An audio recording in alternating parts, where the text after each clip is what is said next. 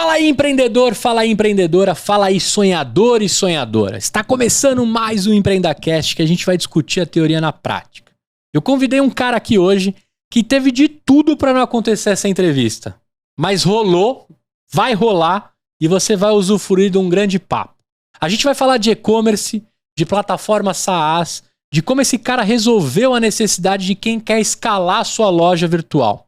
A gente vai falar também sobre como a educação tecnológica e falar de e-commerce, loja virtual, já era importante e se tornou crucial hoje em qualquer grade de faculdade. Não precisa ser só de tecnologia, não. Acho que discutir sobre o que a gente vai falar aqui é importante para todo mundo que está construindo um negócio híbrido ou não, né? Tem muita gente vivendo do digital, gente vivendo do digital e do físico, mas tem que entender muito de como se comporta esse novo consumidor. Não mais importante do que eu estou falando, né? Mas tão crucial, eu vou deixar ele apresentar naquela câmera quem é você, o que você faz e o que vai rolar aqui. Quantos quilômetros você viajou até aqui também é importante a galera saber. Fala, Gustavo, obrigado pela oportunidade de vir aqui contar um pouquinho da nossa história, né? E acho que deu uns 200 quilômetros de distância, porque eu errei o caminho, né? Foi parar em Guarulhos, né? Foi parar em Guarulhos, cara. Era outro aeroporto que é perto, né? Então eu acabei dando essa pequena mancada, mas depois da segunda, terceira tentativa, estamos aqui, né? Então, para contar um pouquinho da nossa história aí. Cara, quando é que você se descobre empreendedor? Antes da gente falar da Signa, né? De você entregar o filho para outro, né? A gente vai falar sobre uma venda aqui, um exit, né? No mundo das startups. Mas quando é que você se descobre empreendedor? Né? Assim, que momento, cara? Foi com a Bomboniere com 8 anos de idade, vendendo sacolé? Como é que nasce esse empreendedor que tá aí na mesa? Cara, eu acho que isso veio da minha mãe. Meu pai faleceu quando minha mãe estava grávida de mim. Meu pai era bombeiro. Então, minha mãe sempre teve que se virar para conseguir... Né? Minha mãe teve um outro casamento na sequência, mas ela sempre teve essa situação dela não se sentir segura, né, financeiramente, então ela ia atrás. Minha mãe desenrolava, vendia roupa, aí ela costurava, aí vendia roupa, foi pro Paraguai para comprar produto e voltou. Mambeira, sacoleira, isso aí. Aí eu lembro que a primeira viagem a gente não pôde pegar nenhum brinquedo, não podia, porque era tudo para vender. Caramba! Aí nas outras viagens a gente já ganhou um carrinho, um negocinho outro e tal. Aquele peixinho de pescar que vinha muito do Paraguai. Peixinho com um imazinho na ponta, relógio com calculadora, dessa época aí. Relógio Cássio, né?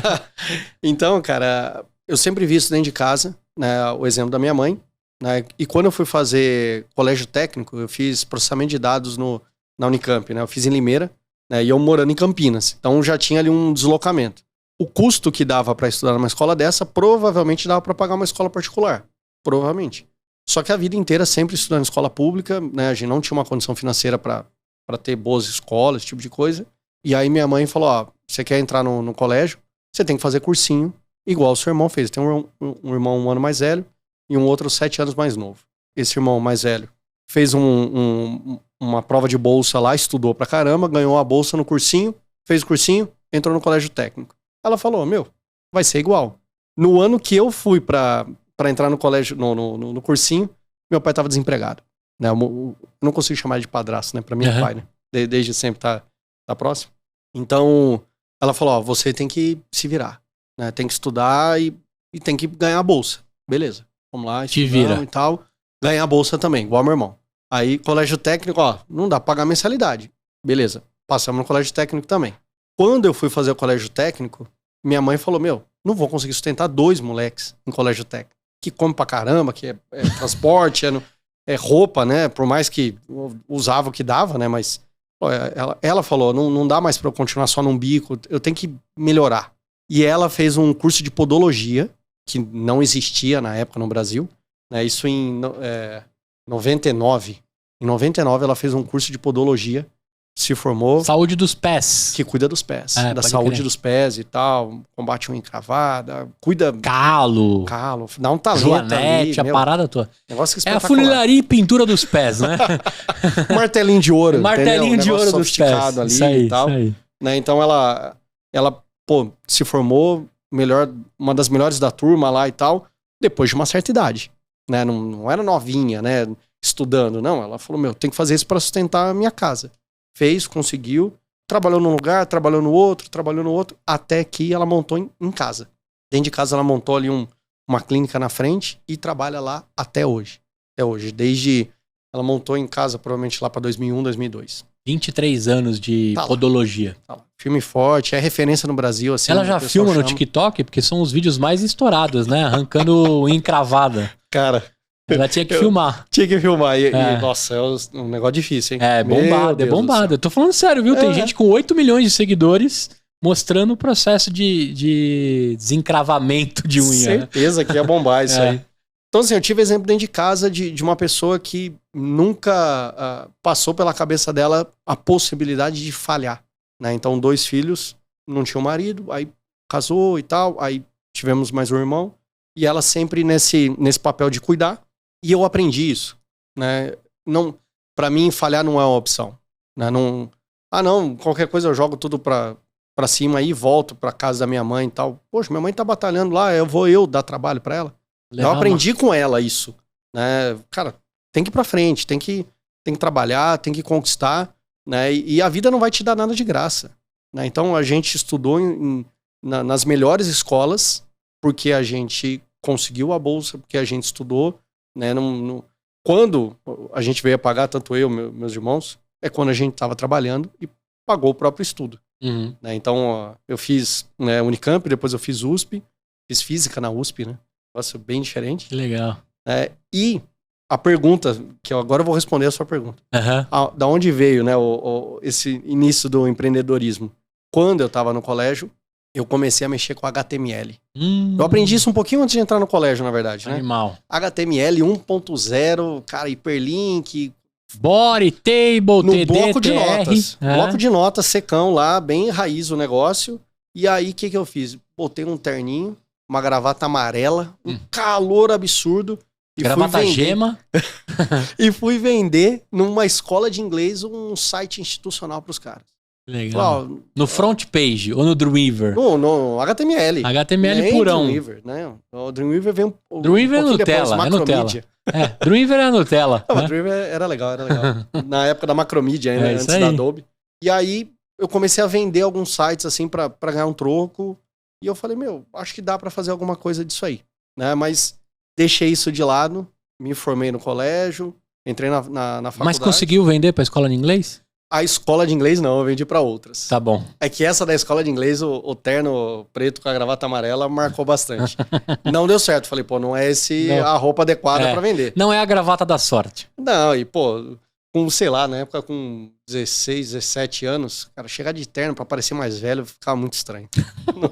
não funcionou, era melhor uma roupa normal. Mas eu cheguei a vender alguns sites, vendi cartão de visita, desenrolava algumas coisas, né, pra tentar ganhar um troco, porque eu não tinha mesada, né, não recebia um dinheiro, né, então o dinheiro da minha mãe era pra pagar as coisas ali da escola, né, o dia a dia básico, né. Uhum. Então, me formei no colégio técnico, aí eu paguei meu cursinho, né, fiz um cursinho pra faculdade mesmo, entrei na faculdade lá em São Paulo. Aí foi quando eu comecei a trabalhar no estágio, um pouquinho antes de entrar na faculdade, eu entrei no estágio por conta do colégio técnico. Primeiro estágio trabalhando com Visual Basic, Nossa. com banco de dados Access. VB6? VB6, exatamente. E nesse trabalho, o chefe deixou eu fazer o site da empresa. Em VB6? Não, em HTML. Em HTML com Aspão, né? Eu usava Com ASP, DLL em exatamente. VB. Exatamente, com ASP. Ah, E aí comecei a fazer um site, aí a empresa começou a vender site. Aí eu fazia. Né? Era muito vantajoso pra empresa, né? Pega o estagiário, o cara faz o site sozinho. é isso aí. de ponta a Ctrl-C, ponta, Ctrl-V. Aspão era mutável pra caramba, né? na bala, comecei a fazer uns sites ali, foi aprendendo. Eu saí desse estágio pra trabalhar numa agência em São Paulo. Por quê? Aí eu comecei a pesquisar e tal, comecei a fazer a faculdade lá em São Paulo, né? Então, aí eu já fui pra uma agência em São Paulo, a Um Brasil. Acho que nem existe mais a Um Brasil. E era uma A Um Brasil. A ideia dele era que o nome dele era o primeiro da lista telefônica, né? Depois o número 1. Certo. Atendia uns clientes grandes. Já pensava em SEO já, né, o cara? Antes do SEO, verdade. Trabalhando com Flash. Então eu aprendi que o nessa Jobs época, depois assassina. arrebentou comigo, cara. E eu falava assim, que eu era um dos melhores do Brasil em Flash. Falava, grandes coisas, deveria ser melhor do Brasil em Java, em Oracle, PHP. Não, em Flash, que morreu, sei lá, 2 anos depois, acabou, não tinha mercado mais. Então eu trabalhei na Brasil, fui pra trabalhar no IG, no Internet Grátis. Na época era Internet Grátis ainda, depois virou... Um dos primeiros provedores, né? Primeiros. Na época do cachorrinho branco ainda. Eu lembro. Bichon Frisé é a raça desse cachorro. Eu vi ontem, domingo. Domingo eu tava correndo, tinha alguém com um cachorrinho desse. Nunca mais tinha visto, cara. Virou febre na época, assim. Porque a publicidade era fortíssima, né? Quem tinha canil de Bichon Frisé ficou milionário. Pô, imagina. Hoje não tem mais, é muito difícil ver. Agora é o cachorro da tia Betinha lá, o... Lulu da Pomerânia agora. Não, o outro. O Lulu, agora tem uma outra, que é da perninha curta da Rainha Elizabeth. É? Perninha curta, assim, eu não lembro. Então já tá em outra coqueluche já. Já tá na próxima agora. Pastor alemão, Doberman, Rottweiler, ficou tudo no caminho. É isso aí. Fila brasileiro foi estouro em, sei lá, em 2001, 2002, né? Ter um fila era sinal de você ter um cachorro foda, né? Pô, o cachorro tem moda, cara. É uma loucura imaginar um negócio desse, né? E graças a Deus, teve a moda do adotar, né? Que essa nunca pode sair de moda. Essa não pode sair. Não pode sair de moda. Mas, pô, ter vira-lata hoje também é sinal de ter um cachorro da hora. Não, vira-lata caramelo é essencial. Pô. É isso aí. Rasga lixo. Cara, e aí eu trabalhei na internet, lá no IG, né? No Internet Generation, que depois virou. E montei um jogo em Flash chamado Império de Epona. Era um primeiro RPG online. Quando, cara, nem se falava sobre isso, né? Nem existia. E, pô, acabou que o negócio não estourou, porque era uma baita estrutura em Flashes. Flash com servidor e jogo em tempo real ali, tá? Era jogo online. Já era streamado já. Streamado usando o Flash Server, Flash Communication Server. Cara, meu Deus. Negócio top na época. Logo veio o Steve Jobs e meteu a faca. Acabou o Flash, assim, pouquíssimo tempo depois. Eu acabei saindo, trabalhei na Odontoprev, trabalhei na Liberty Seguros. Só que daí, numa outra linha, que era a linha de trabalhar com banco de dados Oracle. Só pra galera entender, né? A gente fala que o Steve Jobs assassinou o Flash porque nenhuma plataforma ou, né, objeto da Apple rodava as coisas construídas em Flash. Então, se você abrisse no Safari ou no Safari, dependendo como você fala aí, abrir um site em Flash, ele não reproduzia no iPhone. Então, foi dos sacramentos da morte do Flash, foi baseado pelo Jobs. E o Google não lia, né, o conteúdo do Flash. Isso, não era indexável também. Coisa, e aí começa a cair diretamente. Era muito legal o Flash, muito bacana, né? Os sites em Flash eram animais, só que eles não eram funcionais, não eram indexáveis. Então começa aí a morte do Flash, só pra galera mais nova entender o que a gente tá falando. Mas o Jobs faz parte dessa faca sangrenta aí. Sim, sem dó, acabou. E assim, eu acabei saindo um pouquinho antes, né, de parar o Flash. Eu fui trabalhar com Oracle, com uma outra linha. Animal. Aí como consultor e tal. E aí foi onde a minha carreira pessoal física cresceu, assim, muito rápido. Animal. Muito rápido. Você chegou a ser DBA ou não? Eu não era DBA, eu era mais na parte de desenvolvimento. Legal. Eu cheguei a ser DBA também, na Odontoprev. Cheguei a trabalhar como DBA, sim. Né? E depois eu fiquei mais como analista de desenvolvimento, então misturava um pouco de conhecimento de banco e programação. Na verdade você tinha que ser completo, né? Você tinha que manjar full stack. Não falava isso, mas era isso. Full stack. O cara que arrumava desde uma query até uma página que tivesse com problema, não tem muito pra quem passar, não. Resolvia tudo. Tinha que resolver. E, pô, minha carreira cresceu pra caramba nessa época. Comecei a ganhar muito bem. Né? Levou, sei lá, quantos anos pra eu ganhar o que eu ganhava lá, com 20 e pouquinhos anos que eu tava nessa época. Isso aí é 2007, mais ou menos. Não, 2006. Teve o boom, né, dos sites, da internet em si, né? E eu meio que vendo as coisas de internet acontecer e eu tava um pouco fora, porque eu tava trabalhando com Oracle, eu tava trabalhando com outras coisas. E ganhando bem, casei, né, e quando... Aí o meu primo, né, que fundou a Signa, minha mãe acabou encontrando ele numa viagem, e aí foi escrever o meu e-mail num papel. Meu e-mail era bravos@gmail.com. Na hora que ele olhou, ele falou, opa, esse cara trabalha com tecnologia. Conseguiu registrar um domínio? Bravos@gmail.com, cara, é muito Na época o Gmail tinha que ser convidado. Né? Eu peguei uma das primeiras... Tinha um site que você entrava pra ficar validando se tava disponível, né? franklin@gmail.com, alguém pegou tipo uma semana antes. Porque eu não tinha o convite, mas eu ficava testando. Na hora que saiu o convite que eu fui fazer, já pegaram. Quase peguei o franklin@gmail. Ia ser um mito. Mas bravos@gmail é até mais fácil do que Franklin e ficou. E outra, ficou na camada da família toda, né? Outros poderiam usar se eu liberasse, né? Mas não, esse é o meu e-mail. Pô, Gustavo, e aí, cara, foi quando eu conversando com meu primo, ele fazendo algumas coisas, a Signa já existia, já era uma agência, e foi quando ele falou, cara, faz um trabalho pra mim aqui de um negócio, um freela. Porque eu tinha, em paralelo ao trabalho, né, na consultoria que eu fazia, que eu trabalhava, nessa época eu estava trabalhando para a NET, TV a cabo. Uhum. Né, então, cuidando dos sistemas dele, de vendas e tal. E eu montei um blog chamado Badulac Tecnológico. Badulac Tecnológico. Cara, tem alguma coisa no Google, né? Se procurar, cai alguma coisa lá do... Acho que é badulactecnologico.wordpress.com.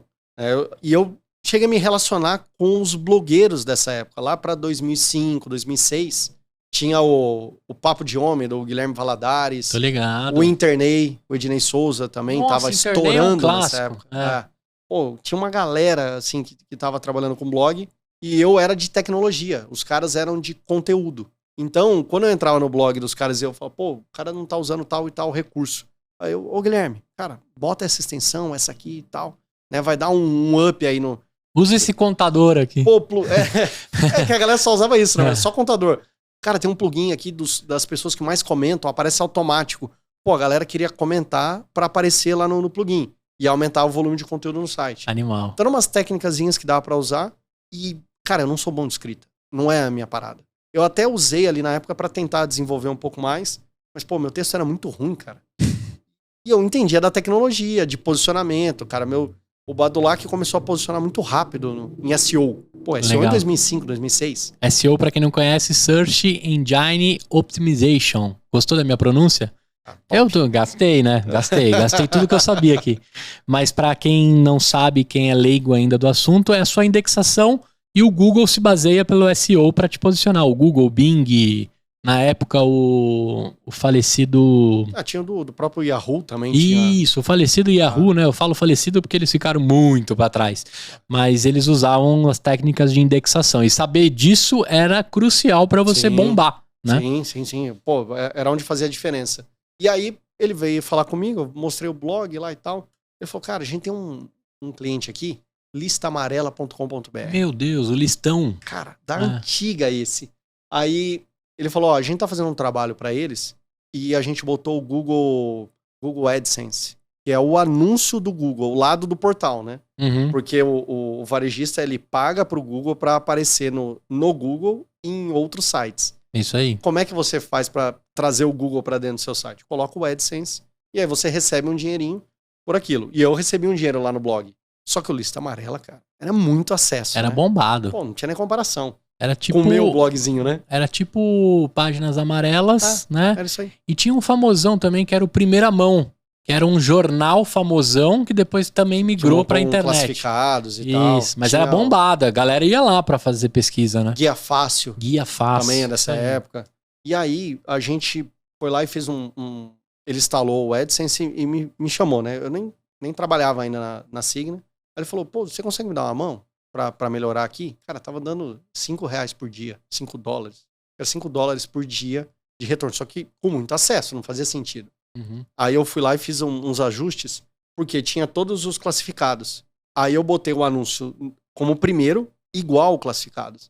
Então você olhava, não dava pra saber a diferença. Hoje nem dá pra fazer mais isso. Hoje tem todo um parâmetro, né? Tô falando de outra época, né? Sim.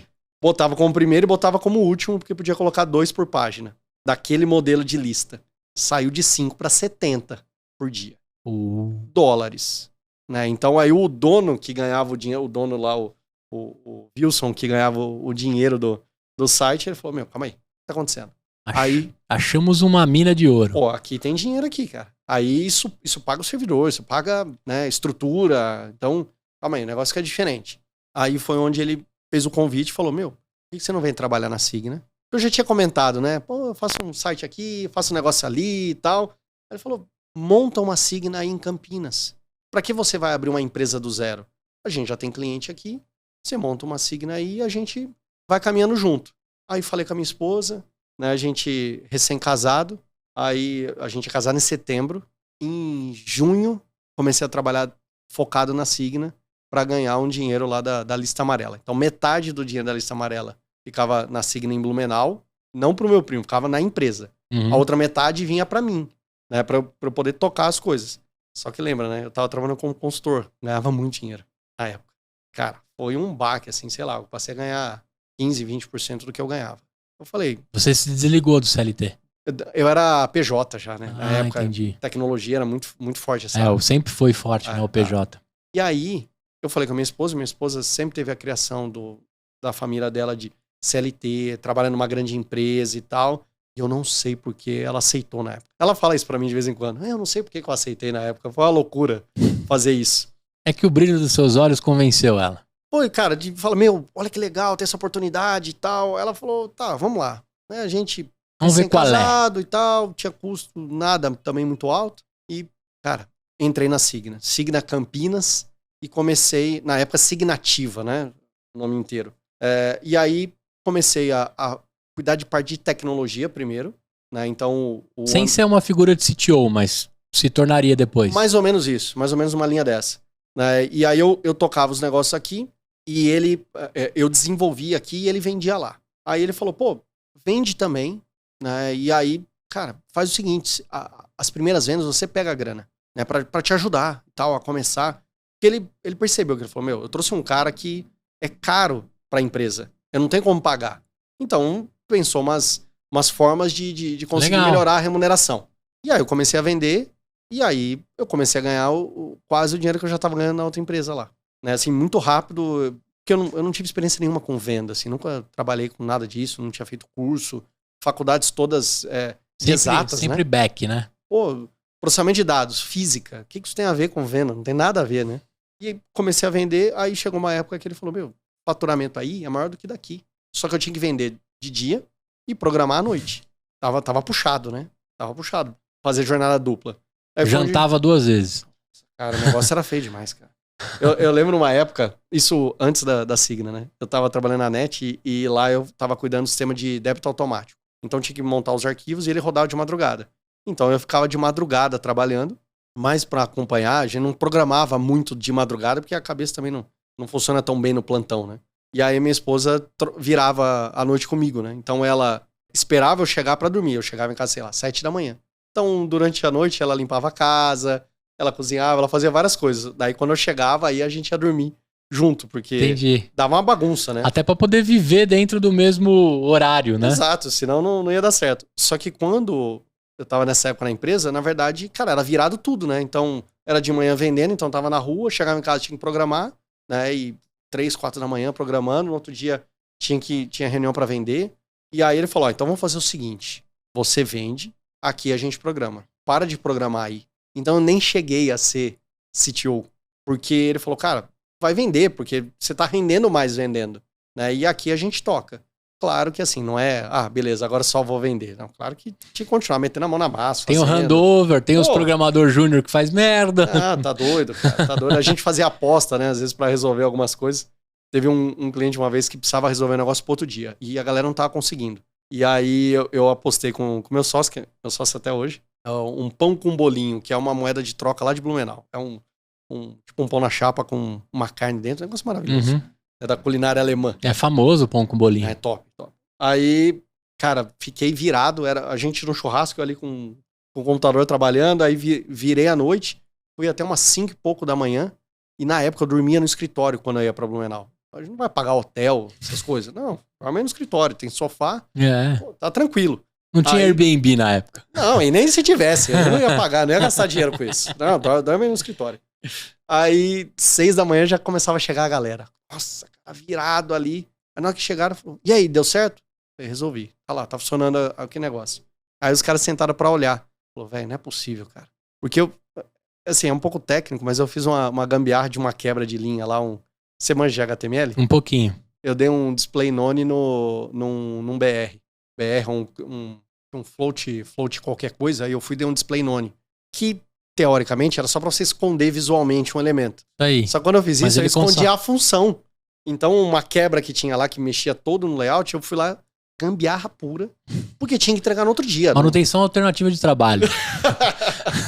Mais conhecido como gambiarra. Cara, tinha que fazer uma gambiarra. Porque eu já, com o tempo, eu já não tinha mais habilidade de programar. Né? Então, era assim, cara, ajuste aqui, ajuste ali. Então, assim, CTO, realmente não... eu fui pra vendas mesmo, né? E aí, só pra a gente ir pontuando, em 2009, a gente lançou um e-commerce chamado dvdoriginal.com.br.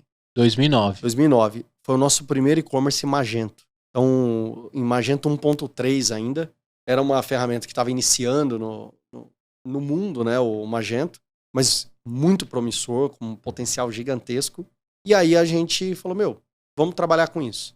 A gente trabalhava com Joomla, alguma coisa de WordPress e tal, Joomla. Ali trabalhando para os clientes na Signa, né? Então tinha portais, tinha sites institucionais, lista amarela, guia têxtil. Então, a gente tinha lá alguns clientes. E aí foi onde a gente falou, vamos partir pro e-commerce. A gente tinha alguma coisinha de e-commerce, né? Mas não era um negócio muito estruturado. E foi onde a gente começou a trabalhar com o Magento para realmente ser estruturado. A gente falou, vamos focar agora em e-commerce, porque esse é o mercado que vai crescer. Né? Os outros, cara, tem um monte de agência em cada esquina. A gente ficar disputando com os caras, a gente tem que ter diferencial. Sim. Né? Ou tem que ter um capital para você chegar, fazer evento, tá em todos os lugares. Pô, vamos fazer um negócio que é uma diferença. Então, em 2009, a gente lançou o nosso primeiro e-commerce e aí a gente começou, de fato, a crescer. Né? Então, a empresa começou a ganhar corpo, né? A gente começou a fazer projetos maiores. Pô, aí nesse meio do caminho veio a Fiat. Né? A gente fez o e-commerce oficial da Fiat. Legal. Ficou 30 dias no ar e as concessionárias derrubaram o e-commerce. Porque a Fiat não pode vender direto. Sim. A lei Ferrari proíbe a montadora de vender direto para o consumidor. Agora, a gente pode voltar com esse assunto via marketplace. Mas um e-commerce proprietário, não. Então tem caminhos hoje. Na época não tinha. Eu lembro que as montadoras faziam o seguinte: configure o seu carro, chegue no valor, mas veja qual é coloque o seu CEP para comprar na concessionária mais próxima. Exatamente. Né? A Volks fazia muito isso. Ainda tem os configuradores e tal, mas como a Tesla que vende carro direto no Brasil não pode. Uhum. A lei não permite, né, essa venda direta. Mas a gente montou Editora Atlas, Melissa, Raider, Ipanema, Tigre. Legal. Imaginarium. Pô, a gente montou muito e-commerce legal. A gente estruturou nossa equipe cresceu. A gente chegou a ter, acho que nessa época, o máximo que a gente chegou perto de umas 50 pessoas. CLT, né? Legal. Então a gente foi construindo aí uma trajetória. Só que a gente percebeu? Que aí é onde é a nossa primeira virada de chave aí, primeira... Change game. Foi um momento de virada, assim, na empresa, né? Foi onde a gente falou, todo projeto que a gente faz, a base, ela é muito parecida. Muito parecida. Estrutura de servidor, meios de pagamento e tal, é tudo muito Ctrl-C, Ctrl-V. Aí você pega lá 20%, 30% personaliza, né? E aí um cliente começa a ir para um lado, o outro começa a ir para o outro. Aí você vai atualizar. Você consegue atualizar um cliente, aí o outro já não dá para atualizar a versão, porque ele tem uma personalização que já complica o negócio. Caceta tudo do outro lado. E aí não é escalável, porque é uma agência. A agência não é escalável. Então foi. E aí o cara te olha feio porque você tem o FII mensal para manter. E não faz nada. Não faz nada, a manutenção tá morrendo ali, cara. É bem isso mesmo, bem esse cenário.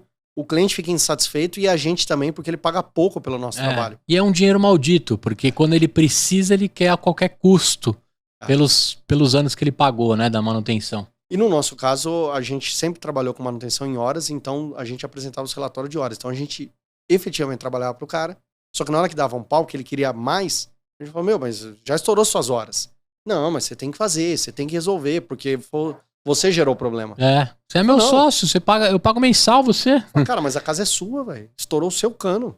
Você tem que pagar o pedreiro pra arrumar o cano, ou pagar o encanador pra arrumar o cano da sua casa. E foi aí que a gente começou a pensar no modelo de produto, né? No modelo que fosse escalável, de fato. E aí nasceu o Signa Shop. Em 2013, legal, a gente lançou o nosso primeiro cliente no modelo SaaS, que na época a gente nem entendia muito o conceito, o nome, mas a gente estava montando um Open SaaS. A gente pegou uma estrutura de código aberto, né, de plataforma de código aberto, como é o caso do WordPress, do Joomla, ou do Android, do celular, é código aberto. Então a gente pegou um código aberto e transformou no modelo de distribuição SaaS, né, de software como serviço. Então o cliente ele não comprava mais o e-commerce. Ele pagava uma mensalidade menor do que ele pagava de manutenção e a gente conseguia entregar mais serviço para ele. Porque o que eu fazia para um, eu fazia para os outros também. Então ganhava escala. E você pensava num release único. Atualização única, versão única de clientes, só que a gente tá falando de um Magento, a gente não tá falando de um produtinho pequeno, né? Então, é um SaaS, mas é um SaaS com, cara, robusto. É um motor V8, né, por baixo do capô, e precisa de uma estrutura, precisa de infraestrutura. Que bebe gasolina pra caramba. Que bebe, cara, se você não estruturar o negócio, cara, a infra come uma infra absurda. Então a gente tem que ter toda uma estrutura em volta, CDN, cache, tudo muito bem estruturado para escalar o negócio.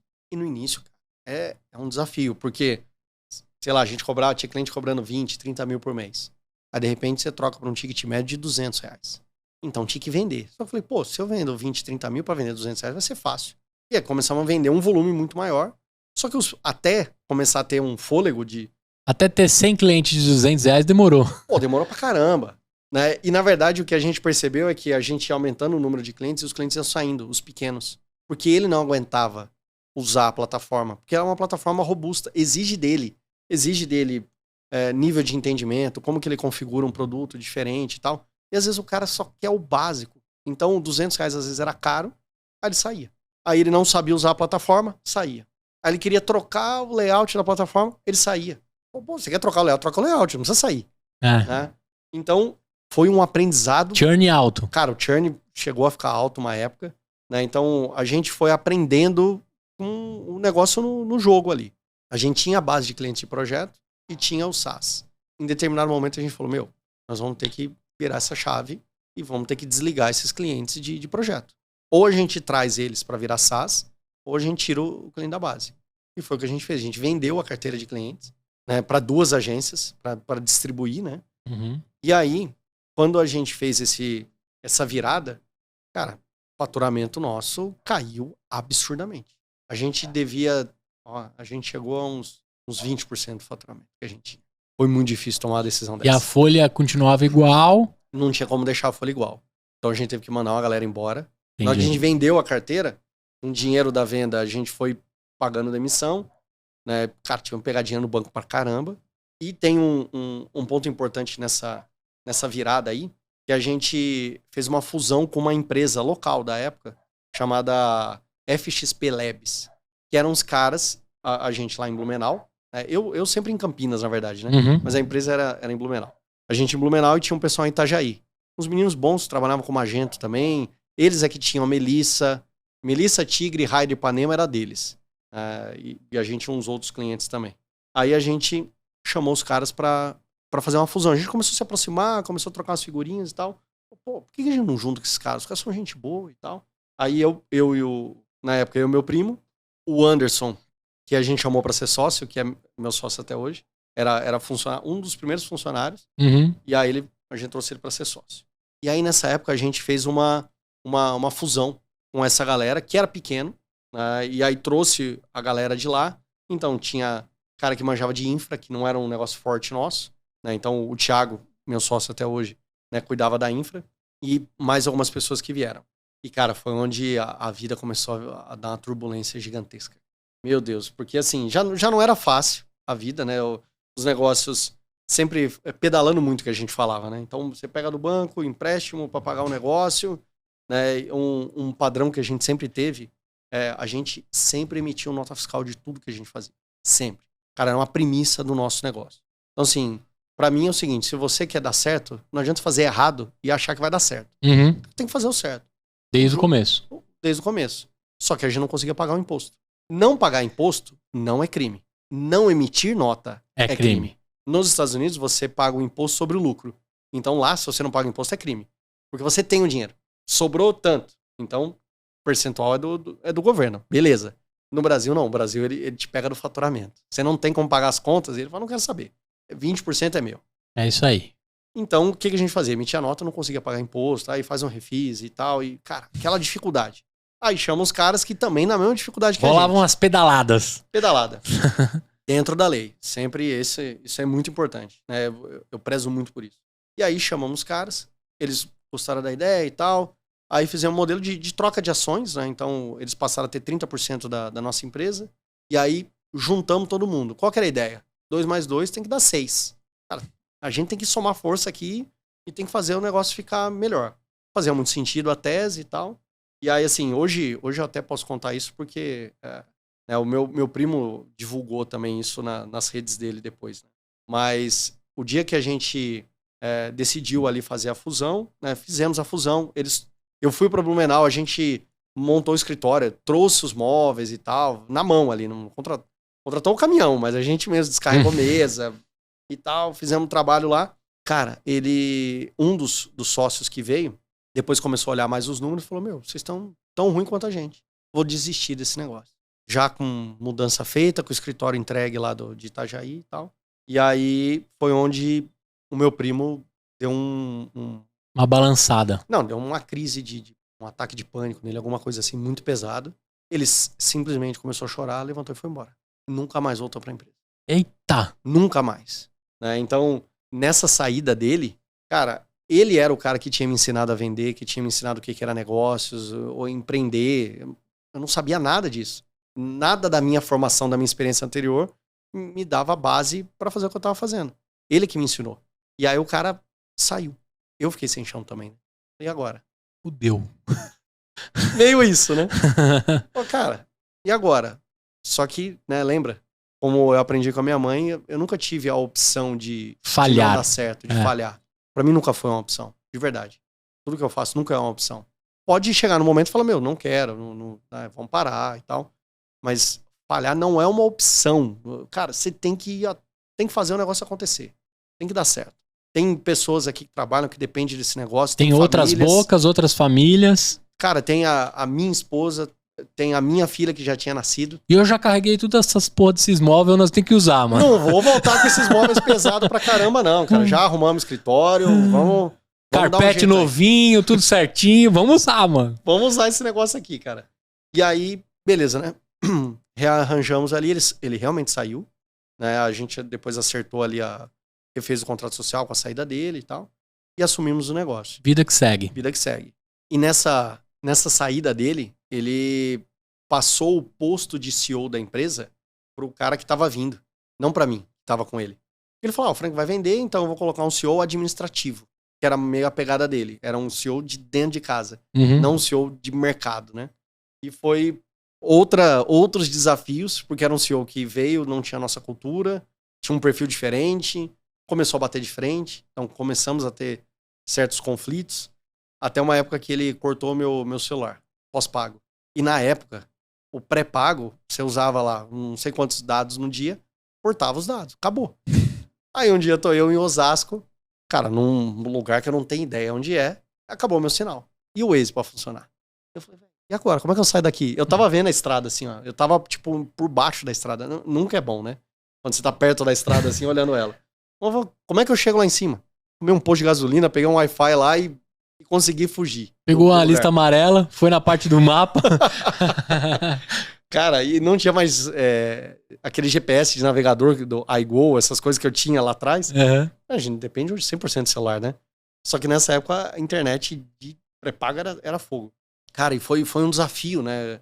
Trazer um cara com uma cultura diferente e tal. E foi onde eu fui aprendendo também a lidar, até que, cara, a dureza do negócio, tomando muita pancada, vende cliente, mas assim, cara, você tem que vender num dia pra pagar o salário do funcionário no outro. Cara, você vende no custo que for. Você tem compromisso pra fazer. Você arruma o pacto que você quiser com o demônio, porque você precisa do dinheiro. Vamos lá, cara, vamos vender 150 mil. Cara, eu fecho agora por 70, fechado. É nóis. Vambora. Né? Então, isso acaba fazendo a gente não tomar as melhores decisões, né? Quando precisa disso. E chegou uma hora que ele não aguentou, aí ele pediu pra sair, né? Virou um programador pra trabalhar fora do Brasil. Tá super bem também. Nossa, tá voando aí. E foi onde eu assumi ali como CEO na empresa.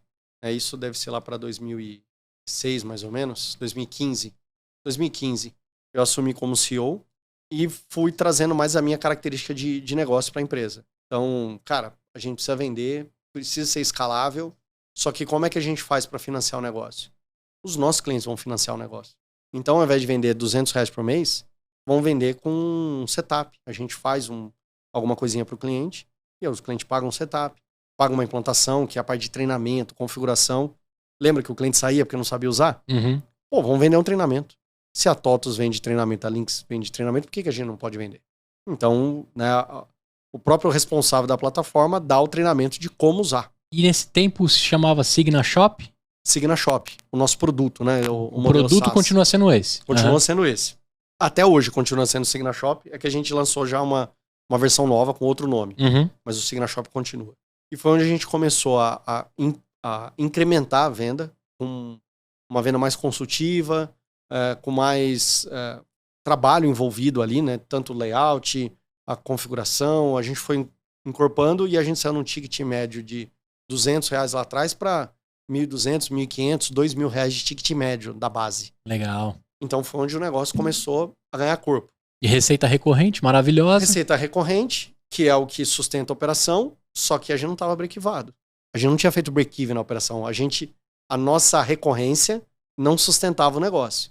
Então a gente tinha que vender. Só pagava as contas.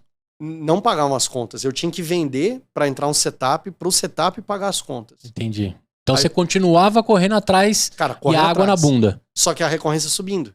Então uma hora você vê e fala, eu tô chegando perto da recorrência pagar a nossa estrutura. Né? E batalhando. A gente teve trouxe para nossa operação o Hamilton Sequino. Hamilton Sequino é um cara que traz negócios dos Estados Unidos para o Brasil. Então a Samsung Pay, quando veio para o Brasil, ele que fez a ponte de arrumar uma empresa no Brasil que pudesse rodar a tecnologia deles. A Hackspace, empresa de hospedagem, quando começou a montar uma operação no Brasil, foi ele que trouxe os caras e tal. Legal. E a gente acabou conhecendo por conta da Hackspace. Né? A gente conheceu o Hamilton, aproximou dele e tal. E aí chegou uma hora que ele chegou pra gente e falou, então, eu recebi um dinheiro de uns negócios que eu fiz e eu quero ajudar algumas startups no Brasil. Então ele sentou, conversou com a gente, aí abre os números, olha e tal. Vida de empreendedor, cara, nunca é fácil. O cara falando que tinha um dinheiro que queria ajudar. Na hora que ele olhou o nosso número, ele falou assim, então, eu não posso colocar dinheiro na empresa de vocês, porque financeiramente vocês não estão bem. E eu não posso entrar com meu dinheiro aqui. Né? Então eu vou... Vai comer tudo. Vai comer meu dinheiro. Ele falou, ó, eu entro com um percentual e eu ajudo o negócio de vocês. Vou ajudar, vou trazer parceiros, vou buscar fundo e tal, vamos fazer um negócio realmente diferente. Pô, mas não botou o dinheiro dele, mano? Mas não vou colocar dinheiro. Na hora que ele fez a conta, ele falou, cara, é porque ele vinha dos Estados Unidos pro Brasil, as reuniões e tal, e o valor do trabalho dele, a gente não conseguia pagar. Porque a gente tentou, antes disso, tentou pagar o trabalho dele para ele ajudar. Então, na verdade, fazia sentido. Né? O percentual. Vocês trocaram pelo Smart Money. Foi um Smart Money. Só que sem o Money. Só o Smart. Uhum. Foi o Smart que ele entrou. Cara, a gente começou a fazer rodada para todo lugar, falando com um monte de gente e tal. Né? E foi quando a gente começou a ajustar melhor o nosso negócio. Porque ele, cara, super cartesiano, tinha estrutura, tinha padrão de trabalho. E ele começou a dar umas dicas de, ó, pra gente apresentar para um fundo, a estrutura financeira tem que estar assim. A gente ia lá e montava do jeito que ele queria. Cara, o Moreto, que é meu sócio que cuida da parte financeira, né, o CFO hoje, ele, cara, aprendeu muito com isso. Porque ele falou, ó, é assim que tem que entregar. Ele olhava os dados que ele tinha e falou, meu, mas como é que eu faço ficar desse jeito aqui? Aí tinha que reorganizar tudo. Então a gente foi realmente melhorando a organização. Aí o Hamilton ficou um tempo com a gente. Não conseguimos nenhum fundo. Não conseguimos dinheiro. Mas a gente ficou trabalhando. Em 2019, a gente fez o nosso break-even. Em 2019. E ele... O que o Hamilton fez? Ele saiu, né? Então ele ficou com um mandato só de... Falou, ó, vou continuar tentando alguns fundos, mas eu não preciso mais ser sócio. Vocês estão andando, o negócio está evoluindo, porque como ele entra numa empresa do Simples Nacional, ele não pode ser sócio de outras empresas, né? Uhum. O Brasil é complicado o negócio de investimento anjo. Se você recebe investimento, você deixa de ser Simples Nacional. E aí, tributariamente, não valia a pena. Depois, a gente acabou mudando, depois de um tempo, mas na época não dava. Então ele falou, ó, eu saio da operação como sócio, mas eu continuo com o mandato de percentual do do modelo que eu consegui e tal. Fala um mútuo conversível e tal. Tipo, é quase isso. É quase um mútuo conversível. E aí, beleza, cara. Focamos no negócio, começamos a avançar, começamos a crescer. Fechamos um pouco atrás, a gente fechou um negócio com o UOL. Né? Antes do Hamilton, na verdade. Hoje, se você entrar no UOL... O audível. O audível. Se você botar lá no Google Magento UOL, ele vai abrir uma landing page para você contratar um Magento por dentro do UOL. É a nossa tecnologia que está lá. Legal. Né? Então, a gente faz um white label para eles. Tem mais de 500 lojas lá dentro. Então, a gente foi acertando a mão nas coisas, foi arredondando, acertando tecnologia, acertando as vendas e tal. E o negócio começou a ganhar força. E aí, em 2019, foi o primeiro ano que a gente, como sócios, recebeu o salário. O ano inteiro. Pô, coisa linda. 2019? 2019. Cara. Depois de... No meu caso, foram 15 anos. Caraca. Pra chegar e falar, beleza, agora a gente tá recebendo em dia, estamos pagando as contas, o negócio tá andando. E aí veio um negócio chamado, né, então teve essa virada. A gente, só antes da pandemia, na verdade, aconteceu o seguinte. A gente se aproximou da F-Câmara, que é uma empresa de tecnologia grande. Fábio Câmara. Do Fábio, exato. Para que eles ficaram interessados em adquirir a Signa.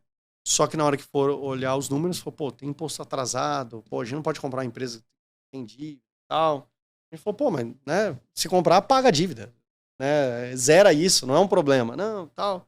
Aí tenta daqui, conversa dali. Aí eles fizeram uma seguinte proposta. Falou, ó, o Franklin vem para dentro da F-Câmara, trabalha aqui, depois a gente traz a Signa. E aí a empresa estruturada, pagando as contas, rendendo bem. Aí eu comecei a ter uma jornada quase que dupla. Porque eu comecei a trabalhar aqui em São Paulo, dentro do escritório da F-Câmara, para a F-Câmara. Legal. Trabalhei 3 meses, janeiro, fevereiro e março. Março entrou a pandemia, 2020. Aí, assim, tava super difícil trabalhar, porque só no trânsito era 6 horas por dia de trânsito. Então eu trabalhava um pouco no ônibus, mas assim, não era de qualidade o trabalho dentro do ônibus. Então a Signa eu não conseguia fazer o que eu estava fazendo, né? Conseguia trabalhar para a F-Câmara certinho, mas para a Signa não estava rolando na mesma qualidade. Quando veio a pandemia, o que eu comecei a fazer? Bora, trabalhar 16 horas por dia, por que não? Qual o problema? Já tava quase isso no ônibus, né? Red Bull e pão na chapa. Vambora, não tem problema. E aí foi onde a gente tava estruturando as coisas da Signa, tava andando bem, trabalhando na F-Câmara. E aí a F-Câmara comprou uma empresa chamada Omnicar, que trabalha com marketplace. E eu fiquei como CEO nessa empresa. Né? Peguei ela em maio de 2020. Né? Os números... Eu já ia falando os números aqui, mas sim. Não é minha empresa, né? Eu não posso falar o número dos outros. Mas peguei uma empresa, né, com uma dificuldade. Essa empresa foi comprada, né? A F-Câmara sempre muito bem. E aí foi o desafio de quase que voltar lá do início, de pegar uma empresa que estava começando. Tinha um time, tinha uma estrutura, mas faturamento por baixo. Então, reestruturei a empresa financeiramente. Então, saí com a empresa com caixa, com lucro. Em 1 ano e meio, mais ou menos, eu fiquei na Omnicar. Só que nesse meio tempo, eu continuei na Signa, fazendo o trabalho na Signa, a empresa rendendo. Vendendo ali seu software como serviço. Vendendo e e-commerce rolando e as coisas acontecendo. Aí a gente recebeu, em 2020, uma proposta de venda da Signa. Do Jander Martins, né, que é o nosso sócio hoje. Ele comprou metade da empresa, na época. Então fez ali um investimento, colocou caixa na empresa pra gente poder crescer, poder estruturar. Só que era uma época que a gente não estava mais procurando dinheiro. Eu já vi muita gente falar isso. Na hora que eu parei de procurar dinheiro e eu foquei no negócio, foi onde veio uma oportunidade de alguém querer comprar. E aí, a gente recebeu ali o investimento dele no negócio, né? Então fez cash-in pra gente poder tracionar. E a pandemia aconteceu 2 coisas. Aconteceu o aumento de empresas procurando e-commerce, então a gente começou a vender mais. Só que o aumento de proposta para os nossos funcionários. Então a gente começou a perder gente, né, para o mercado. Virou a guerra dos desenvolvedores. Mundo, virou uma guerra, uma loucura. Né? No meio do caminho passaram desenvolvedores, cara, que não sabiam desenvolver, mas falavam que sabia, falavam que tinha experiência. Né? Então foi um desafio. Né? A gente tem boas pessoas que estão com a gente.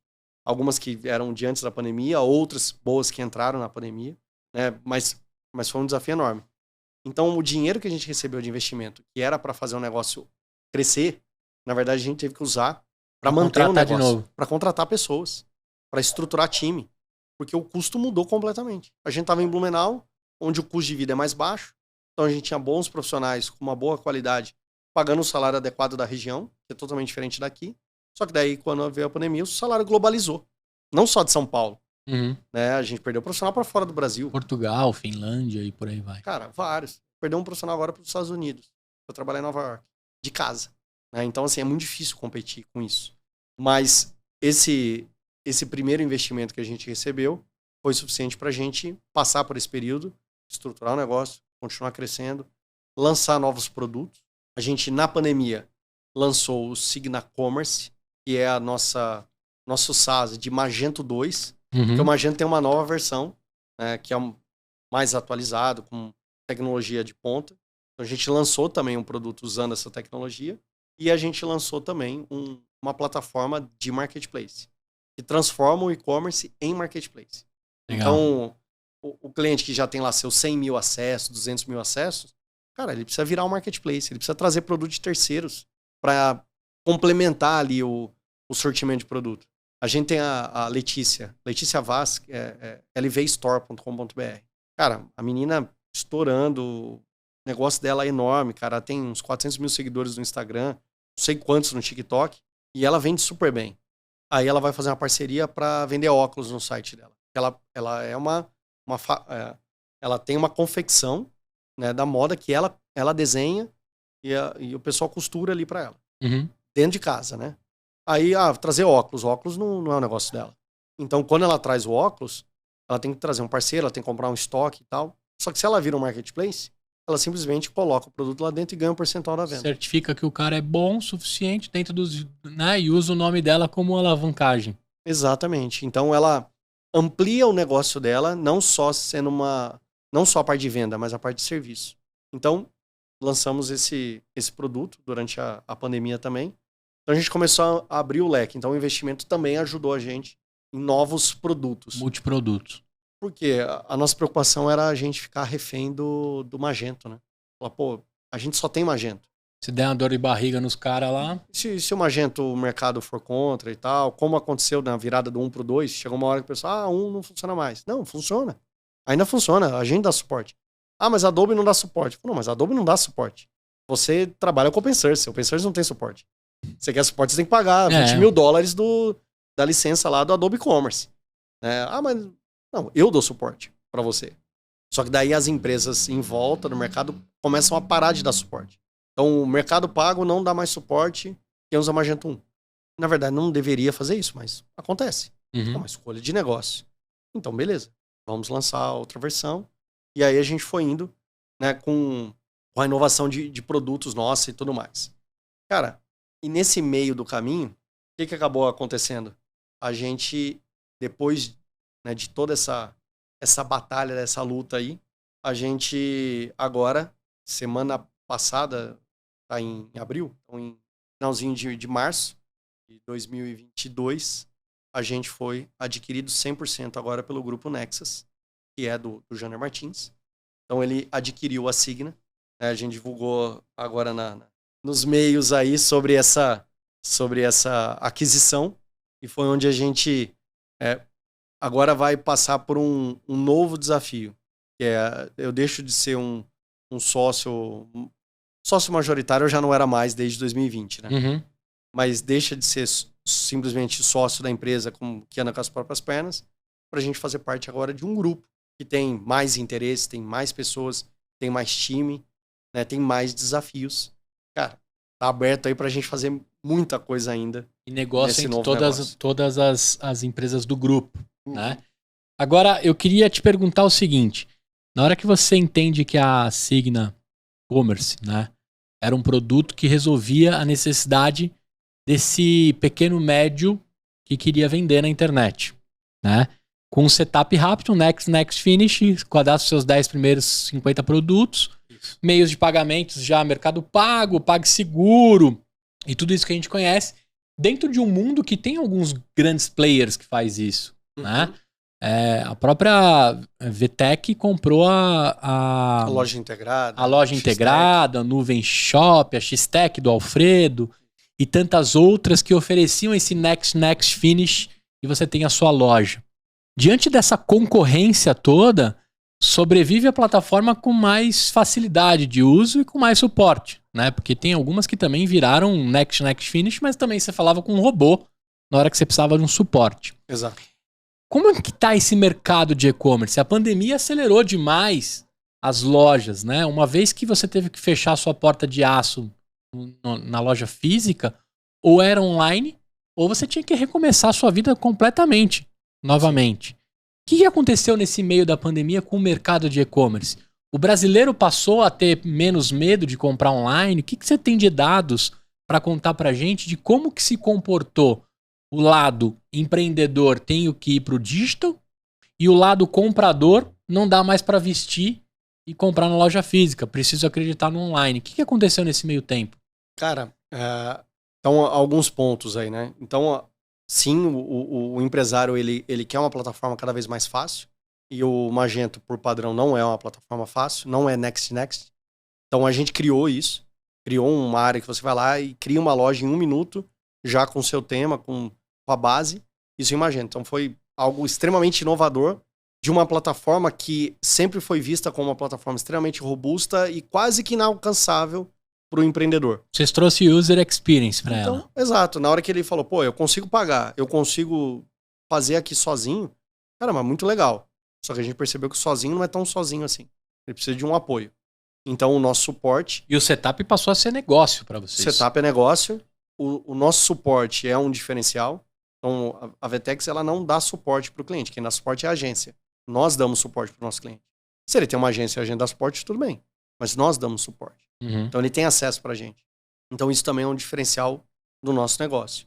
Então, enquanto algumas são muito simples, mas sem suporte, você tem que se virar, tem que ir atrás, a gente conseguiu encontrar um meio do caminho onde é um empreendedor que ele quer um negócio robusto, mas ele quer apoio, ele quer suporte, ele quer acompanhamento.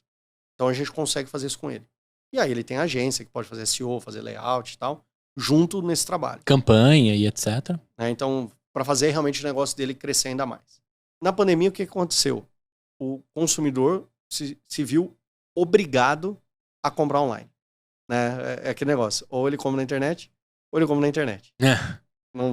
Não tinha outra opção para ele. Não há uma segunda chance. Não há. Então, o que esse cara fez? Entrava no Instagram, pedia e tal, e o cliente falou, o empresário falou, eu tenho que montar um e-commerce.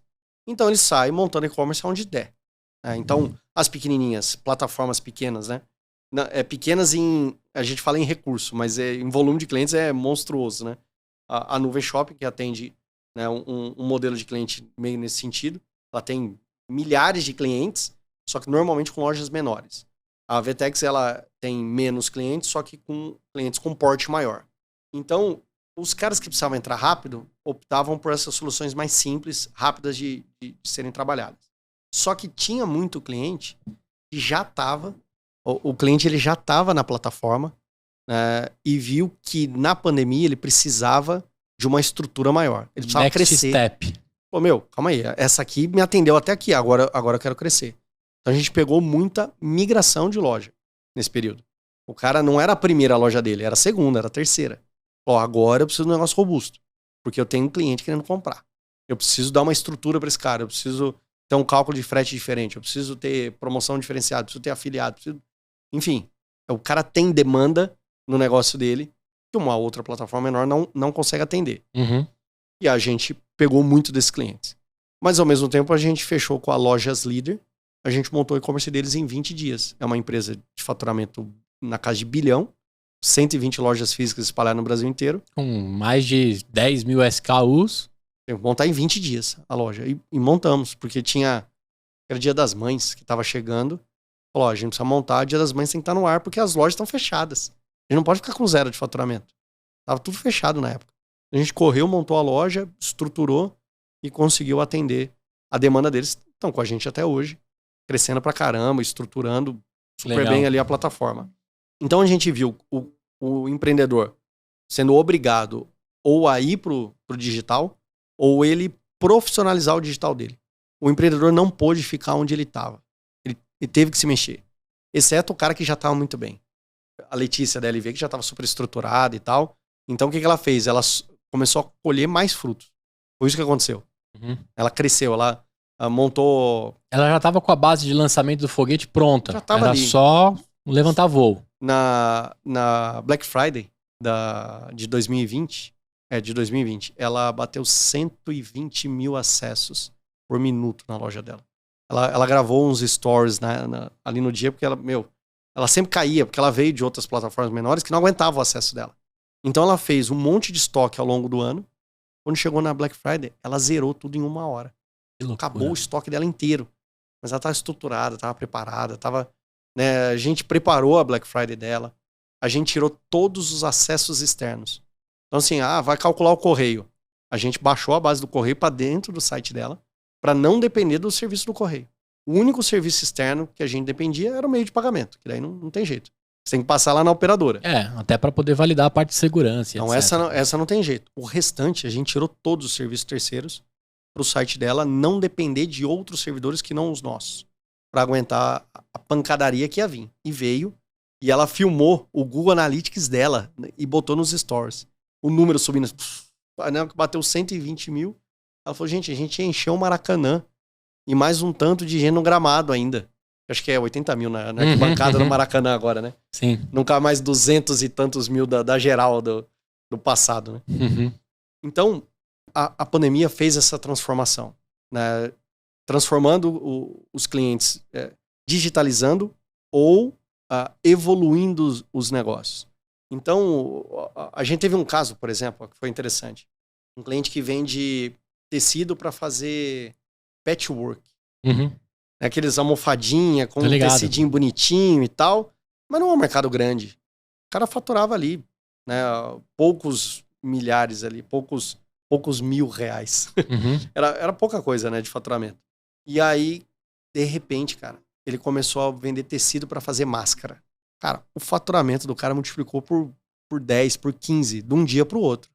Então era um cara que fechou a estrutura, ele dava curso de patchwork e o e-commerce era um complementozinho básico. Ele estava até pensando em diminuir o e-commerce, porque estava dando gasto, de repente, estourou. Por quê? Porque a estrutura dele estava ali, estava preparada. Quando as pessoas foram pro Google e procuraram tecido para fazer máscara, o cara era o primeiro. Isso explodiu de acesso. Explodiu de venda. O cara não conseguia entregar. E o carrinho segurou. E segurou, e a estrutura segurou. Então, um cliente, quando está preparado, né, um empresário, quando ele está preparado, né, o empreendedor, e a oportunidade chega, né, aí ele pode colher o fruto. Agora, quando o cara não está preparado, aí cai, ele vai ter que migrar de plataforma, aí 15, 20 dias, pode ter perdido a oportunidade. Quem está até agora aqui no podcast, escutando a história e conhecendo tudo que rolou e tudo que passou de água debaixo dessa ponte, e quer uma plataforma Signa Commerce, onde que o cara tem que correr agora, nesse exato momento? Independente se tá lá na mão do Jânio, né? Do Jander, ou nas suas mãos. Qual é o caminho?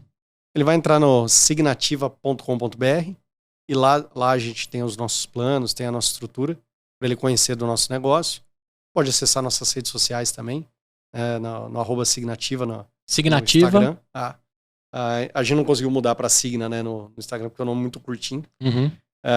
Lá a gente tem informações sobre o nosso negócio, né, como que a gente pode ajudar os empreendedores, porque o desafio, né, muitas vezes, Gustavo, você que é um cara de negócio, já montou negócio online, sabe, escolher a plataforma de e-commerce, escolher o software que ele vai utilizar para montar o negócio é um desafio enorme, porque ele está escolhendo algo que ele não tem ideia do que é aquilo.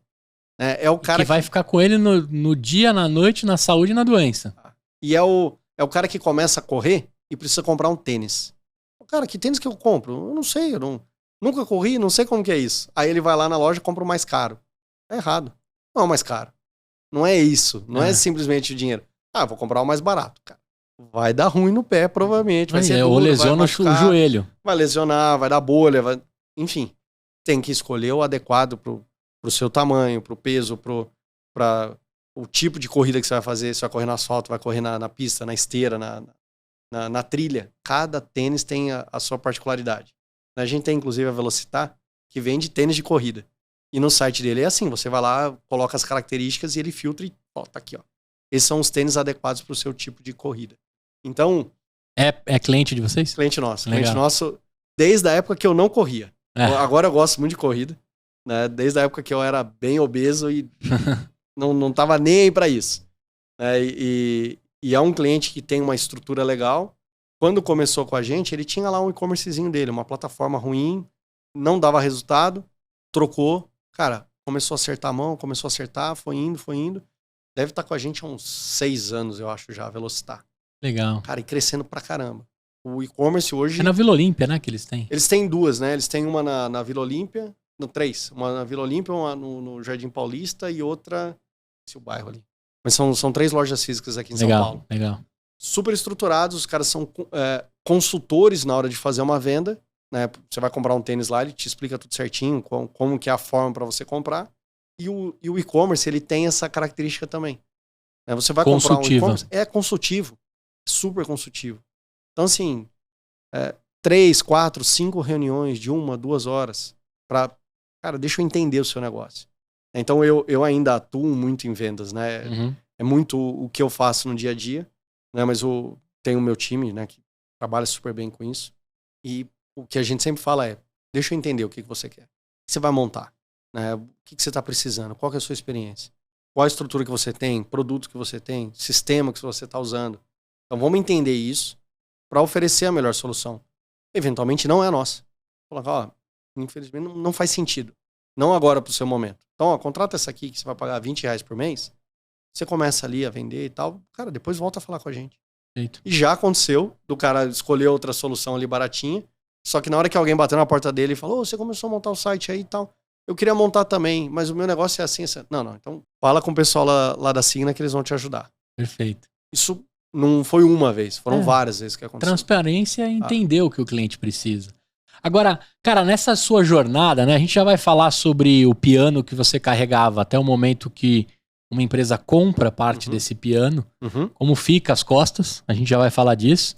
Mas eu queria saber nessa corrida, você deixou alguns limões aí, mas eu queria saber qual você destacaria um limão da vida de aprendizado pra gente não cometer isso em casa e nas nossas empresas, assim. Qual que você destacaria dos limões bravos que já rolaram aí?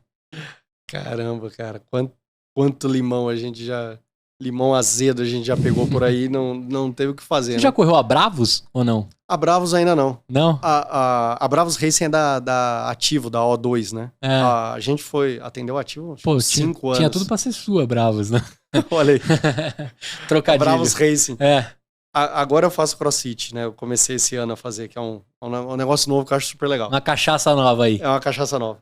E aí, agora eu quero ir na Bravos Race com a minha esposa, que ela que entrou no CrossFit me levou. Boa. Vou fazer ainda.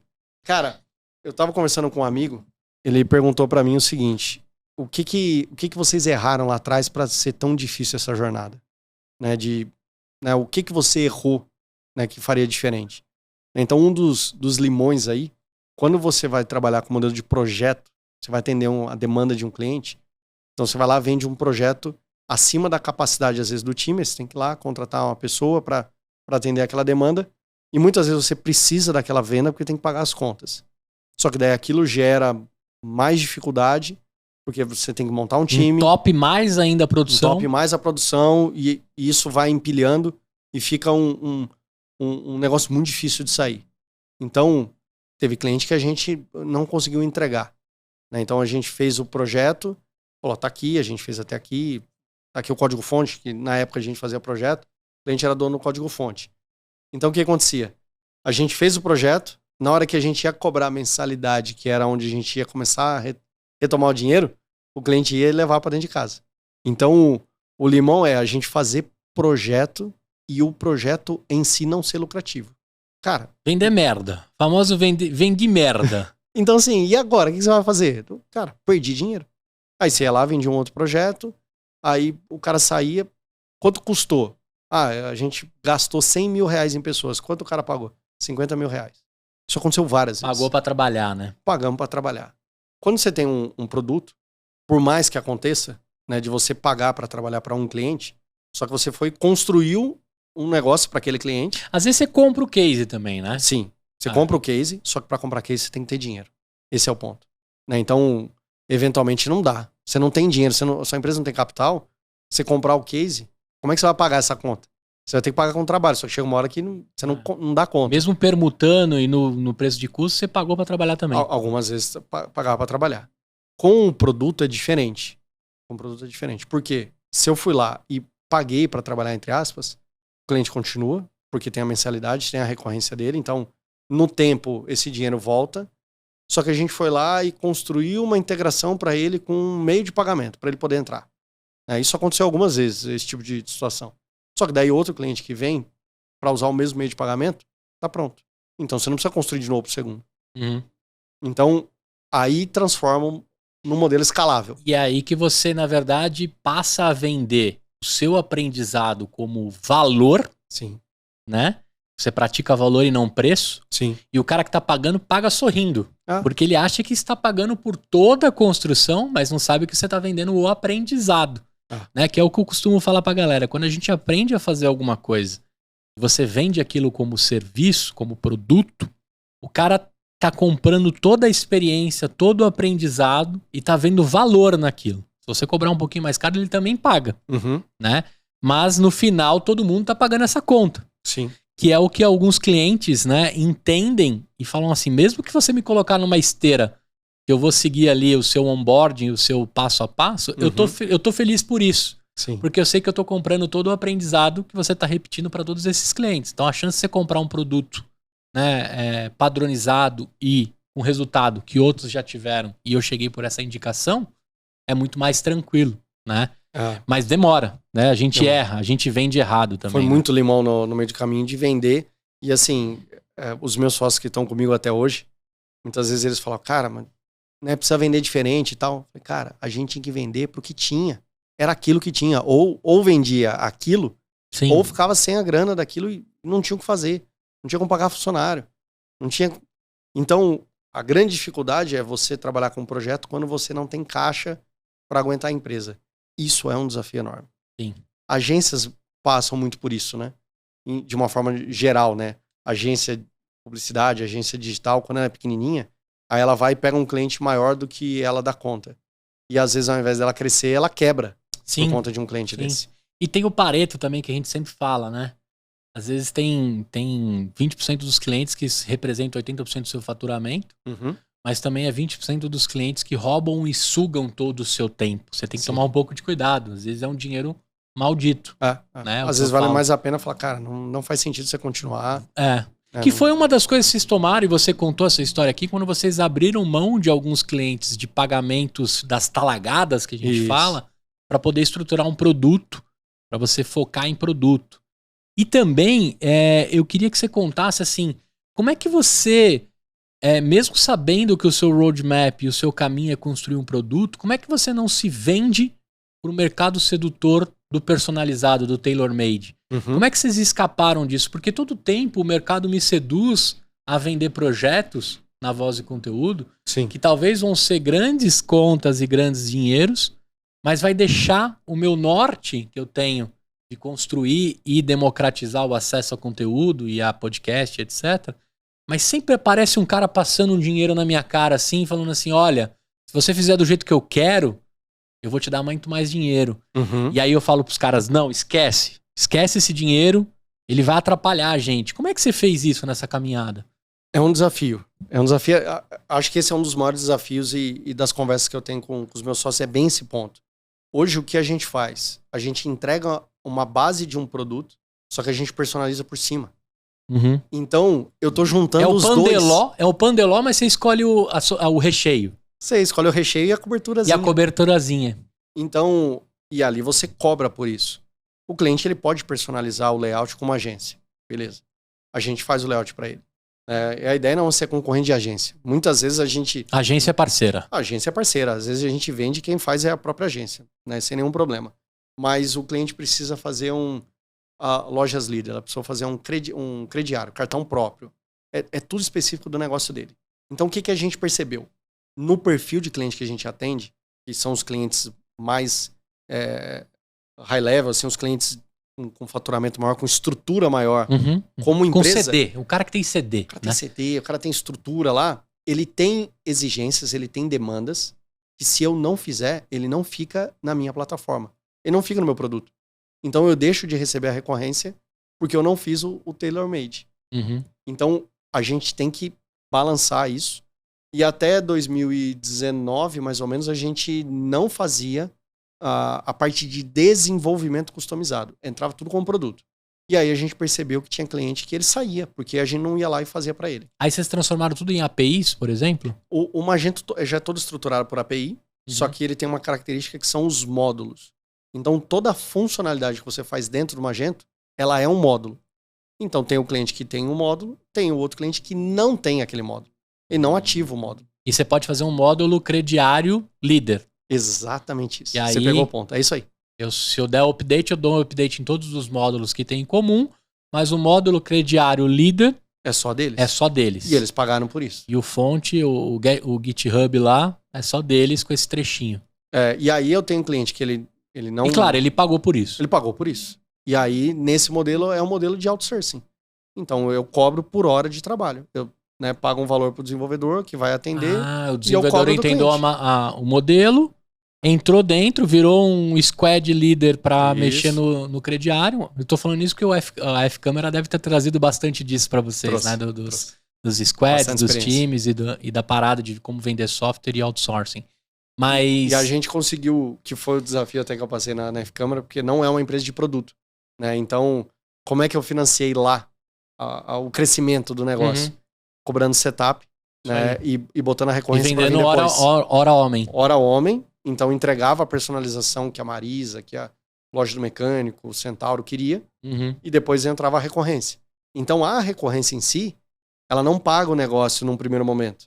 Só que se eu não vendo o setup para atender a demanda do cliente, depois eu também não tenho a recorrência. Mas você desmobilizava o time da recorrência para fazer o tailor-made ou você trabalhava com times separados? Porque aí o meu medo é que o trem pare, né? Que vai seguir um caminho padrão. Como é que você fazia isso? Isso é uma pergunta do Gustavo que está nesse exato momento vendendo o tailor-made e cuidando do que eu quero vender escala. Né? Qual que é o nosso desafio hoje, né? Não usando o verbo no passado, porque continua sendo nosso desafio.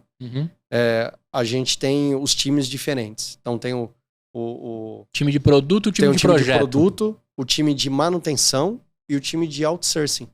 São 3 times separados. Entendi. A gente gostaria de ter muito mais pessoas.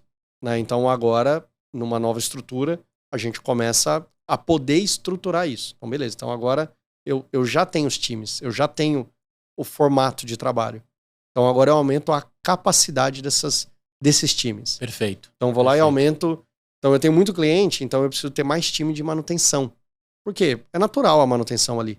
Né? A gente tá plugado no ecossistema. E alguns releases de manutenção viram pontos de causa raiz para resolver no produto do time de produto. O outsourcing, um cliente pediu alguma coisa, a gente resolveu aquilo, melhorou o produto. Aí o time de produto tem um roadmap de melhorias que eles estão fazendo. Então o time lá de manutenção fala, pô, esse negócio não tá legal. O time de produto fala, não, vou construir novo isso aqui. Então vamos desligar esse, vou construir um novo. Aí o time de outsourcing tá lá construindo algumas coisas. Eventualmente, o que foi construído no outsourcing, a gente traz. Não é escondido isso do cliente. O cliente sabe que ele tá pagando por uma melhoria. Que pode ser reproduzida no meu produto. Vai ser reproduzido no produto, outros clientes vão receber. Só que o contrário é verdadeiro também. Ele também recebe o que outro cliente pediu. Sim. Né? Então, é um ecossistema que um vai privilegiando o outro. Então, é uma mistura da experiência de trabalhar com outsourcing na F-Câmara. A nossa experiência, muitos anos de produto, né? De falar, tem que ser o produto, tem que se evoluir sempre e tal. E fazer essa mescla de entender aonde a gente está no mercado. E de entender os setups que são importantes para fazer caixa. Que loucura, hein, cara? Financia o negócio, né? O setup, ele financia muitas vezes. Sim, né? Sim. Eu aprendi muito isso, né? Hoje a gente cobra um setup na Voz Conteúdo, que é a inicialização sua nas plataformas de áudio, nas configurações que vai ter de conteúdo, que é base e alicerce para depois eu cuidar de você em qualquer uma das plataformas que você escolher. Sim. Mas tem um custo te colocar naquilo, sim, né? Te inicializar. Antes era muito difícil de vender, mas a gente achou uma equação entre valor e preço, as pessoas entenderem que assim, eu tô te batizando dentro do mundo que você tá entrando. Sim. Que é o que vocês fazem, né? Isso. A partir do momento que você cobra um setup pro cara ter uma loja, você está batizando ele, evangelizando dentro de uma plataforma, de uma jornada nova que ele vai ter. Quando ele vem machucado, então, né? Geralmente você até adquire aquela transferência que vocês fizeram durante muito tempo, né? Pegar da pequenininha para uma mais robusta com vocês, e tem algumas coisas que ele quer ali que são traumas, né? Chagas.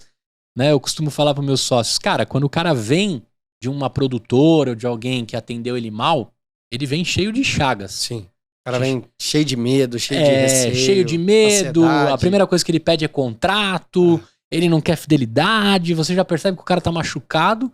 Não adianta você enfiar um setup para ele que ele fala, opa, já me arrancaram esse dinheiro, não vem colocar a mão no meu bolso. Aí eu falo pros caras, vamos lá, vamos entender as chagas, vamos resolver, mas vamos amarrar o cara o seguinte, se eu resolver todos esses machucados que você tá, você entende que você precisa me dar um pouco de dinheiro aqui pra eu poder cuidar bem de você também? Eu preciso de oxigênio.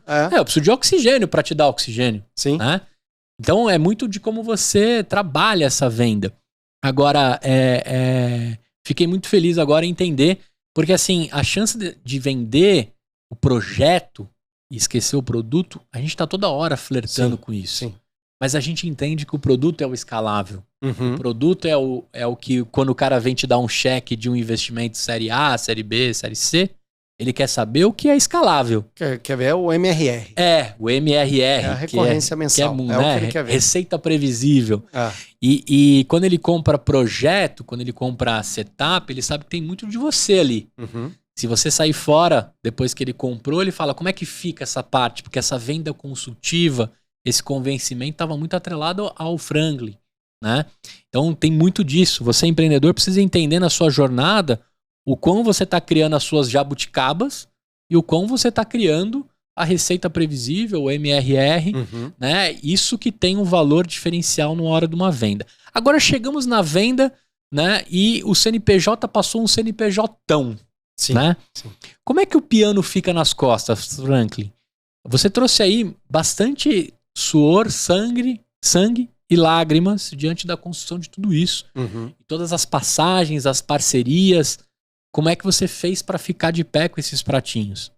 A partir do momento que um grande grupo compra, aumenta os irmãos, aumenta o network, aumenta as possibilidades, mas também diminui alguns medos, algumas responsabilidades que existiam quando você estava sozinho. Mas eu também acredito que o piano ganha outros pesos. Eu queria que você dividisse pra gente o que acontece quando um grande grupo te compra. Como é que o seu sono mudou ou não mudou? Engraçado que por maior desafio que eu sempre tive na vida, na hora que é pra deitar e dormir, eu deito e durmo. Não tem problema de insônia, né? Minha esposa, contrapartida, ela fica a noite inteira lá sem dormir e eu dormindo, e ela fica mais brava ainda porque eu tô roncando. Então, como é que ele dorme gostoso assim, né? E eu não. Tá cheio de problema ali, como é que tá dormindo, pai? Eu preciso dormir pra eu resolver o problema amanhã. O travesseiro chega a ficar amarelo, mas você dorme. Durmo. Cara, é uma mudança agora de visão, né, das coisas. Então a gente, fazendo parte de um grupo agora, então algumas preocupações, talvez financeira, né, ali diminui um pouco, né, o nível de preocupação de falar, beleza, esse cliente, eu posso comprar esse case.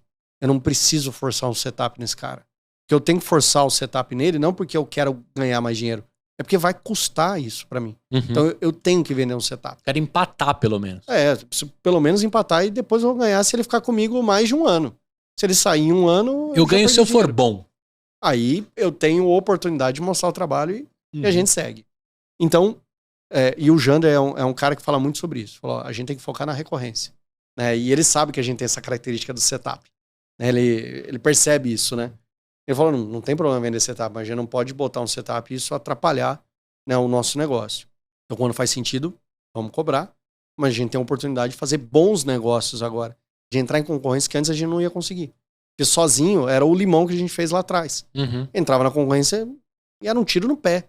Agora não. Agora eu tenho estrutura para entrar numa concorrência de um cliente grande. E tem uma carteira já de outras coisas que o Jander vende em si do seu grupo, né? A Nexus atende a Malve. Então tem 450 lojas no Brasil, né, com uma solução de PDV móvel. Né? Então o OMS, que é uma orquestrador de pedido e mais o PDV móvel. Então você coloca um PDV num Smart POS, parece um celular, todo o controle da empresa dentro daquela ferramenta ali. Você não precisa de caixa, não precisa de nada. Tem 3G no aparelho. Vou montar um quiosque. Você leva a maquininha ali, pronto. Acabou. Tá tudo ali. Baixa da nuvem, tá pronto para usar. E o OMS, ele é o sistema que faz a conexão com os canais. Então, o e-commerce, ele passa a ser um canal de venda. Animal. Do mesmo jeito que o PDV móvel é um canal de venda físico, o Marketplace é um canal. E claro que quando ele compra você, ele entende que conectar esse mundo aí potencializa absurdamente a multicanalidade e o mundo tão híbrido que se fala. Omnichannel. Esse é o grande negócio. O que faltava ali na Nexus era o e-commerce para ser omnichannel. Né? Porque já tinha venda nos canais, já tinha integrações com vários e-commerces, mas não tinha o próprio e-commerce. Então o cliente vinha e falava, legal, você resolveu aqui, monta o e-commerce para mim. Não tem. Faz com o fulano. Não, vou trazer um parceiro aqui. Aí o parceiro não tá legal, não funciona direito, ou é caro, ou enfim. Agora não, agora a gente tem a solução de ponta a ponta, olhando o omnichannel. Perfeito. Tá? Então, a responsabilidade o que a gente estruturou até, os times de desenvolvimento, eles continuam iguais. Então, um time que cuida do Signa Shop, que cuida do Signa Commerce, do Marketplace, eles continuam executando a mesma coisa. Então, a gente não chegou e bagunçou o time de desenvolvimento. O que existe é uma camada chamada integrações, que rolam dentro do mundo Nexus, que você falou, né? Nexus. A gente tem uma área chamada Connection. Connection, ela é justamente para isso. Ela faz as integrações com os sistemas. Os manos de back-end rasgando a API pra caramba ali, de um lado e pro outro. O Python comendo solto. Exatamente. É isso aí. O Python comendo solto e os caras conectando tudo e a coxa de retalho virando uma loucura. Então vai estruturando esse modelo de negócio. E aí, do nosso lado, o que a gente... Então, o Thiago, ele tava já como COO na Signa. Ele era CTO, virou COO. Aí agora, na Nexus, ele é CTO lá. Então, a gente tá... Foi recente, né? Foi mês passado. A gente tá nesse processo agora de integração dos times. Integrando o time de suporte. O time de marketing foi o primeiro. Já juntou e falou, agora é um time só. Vamos vender uma parada única. Já vamos começar a montar todo o documento, evento. A gente tem um evento amanhã. Né? Então... Aí já vamos estar lá no evento com um nome só, com uma apresentação só. O time comercial já se uniu. O cara já tem mais isso no canivete suíço então tá aqui, dele. Você pode oferecer aqui. Pô, mas eu não sei vender e-commerce ainda. Aí o comercial aqui do e-commerce, eu não sei vender o OMS ainda. Leva o Franklin por enquanto. Não, entre eles, né? E esse foi o ponto legal. Falou, cara, não depende de mim. Você precisa botar um e-commerce? Cara, tá aqui o Gabriel, que é meu líder de vendas na Signa. Aqui a Sandra, né, executiva de vendas. Então, leva eles para fazer essa reunião. Então, para só de olhar na aprender o outro. Para fazer upsell e cross-sell, já tem um mar de oportunidades. Cara, no ano passado, 70% das nossas vendas, não em financeiro, mas em quantidade de vendas, 70% foi upsell. No ano passado. Não tinha ainda o OMS. Imagina o que a gente pode fazer agora. Juntando tudo. Né, o OMS sendo vendido para os clientes, né, e o OMS, como ele é um orquestrador, ele é uma base. Então, o cara pode ter um RP e você coloca o OMS por cima. Então, a partir do momento que você coloca o OMS nesse cliente, você amplia os canais que ele pode atuar. Então, você controla o estoque físico dele nas várias operações, unificando no e-commerce. Você compra no e-commerce, escolhe qual loja física você vai retirar, e ele já sabe se tem estoque lá ou não. Sim. Aí você entra na loja... Já trava no PDV. PDV móvel, ali na mão. Você fala, vem fazer a retirada. O cara clica aqui, retirada. Qual é o seu CPF? Digitou ou QR Code. Animal. Tá aqui, já sai a notinha, pode levar o seu produto. Então, tudo integrado, fazendo um omnichannel de verdade. Porque, na verdade, no mercado, a galera não tá trabalhando com o omnichannel real. Sim. Né? É uma integração. Pseudo omnichannel. Eu comprei na loja, no e-commerce, quero trocar na loja física. Não dá. Quero fazer tal. Sabe o que é, senhor? Mas a gente gera um cupom aqui, daí ele emite monta a nota, faz umas gambiarra que às vezes passa. Só que cara grande não consegue fazer gambiarra. Fiscal, não tem como. Não, senão você abre um rombo contábil absurdo, né? E há um detalhe, que daí o nosso produto de marketplace ajuda o OMS. No marketplace é obrigatório fazer split de pagamento. Então você, quando vende no marketplace... R$100, tanto do Mercado Pago... 15% fica pro... Vou pegar o caso do Mercado Livre, né? 17,5%. vendeu R$100, 17,5% fica pro Mercado Livre. O restante vai pro lojista.